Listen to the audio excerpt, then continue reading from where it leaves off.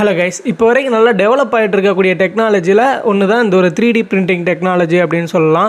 நிறைய பேர் ஷார்ட்ஸில் கூட பார்த்துருக்கலாம். சின்ன சின்ன டாய்ஸ்லேருந்து பெரிய பெரிய ப்ராடக்ட்ஸ் வரைக்குமே இந்த ஒரு டெக்னாலஜி வழியாக அவங்க வந்து மேக் பண்ணிகிட்டு இருக்காங்க. நிறைய பேர் செல்லும் பண்ணிகிட்டு இருக்காங்க. ஃபியூச்சரில் பெரிய பெரிய பில்டிங்ஸ் கொண்டு நமக்கு பிடிச்ச மாதிரியான டிசைனில் அதை வந்து நம்ம கன்ஸ்ட்ரக்ட் பண்ணிக்கலாம். அப்படி இருக்கும்போது இது மெடிக்கல் ஃபீல்டில் என்ன யூஸ் ஆகுது அப்படின்னு பார்த்தீங்க அப்படின்னா 3D பிரிண்டட் போன்ஸ் நிறைய பேர் கேள்விப்பட்டிருப்பீங்க. நம்ம உடம்புல ஏதாச்சும் ஒரு போன் டெஃபெக்ட் ஆயிருச்சு, அப்படி இல்லாட்டி அதை வந்து ரீப்ளேஸ் பண்ணணும் அப்படின்னா இந்த ஒரு 3D பிரிண்டட் போன்ஸை வந்து இனிமேல் மெட்டல் பிளேட்ஸ்க்கு பதிலாக ரீப்ளேஸ்மெண்ட்டாக யூஸ் பண்ணலாம் அப்படின்ற மாதிரி சொல்கிறாங்க. 3D பிரிண்டட் போன்ஸில் வந்து மொத்தம் 2 மெட்டீரியல் யூஸ் பண்ணியிருக்காங்க. ஒன்று என்ன அப்படின்னு பார்த்தீங்கன்னா ஹை மாலிகுலர் பாலிமர்ஸ், பிளாஸ்டிக் தயாரிக்கிறதுக்காக உருவாக்கக்கூடிய மெட்டீரியல் இது.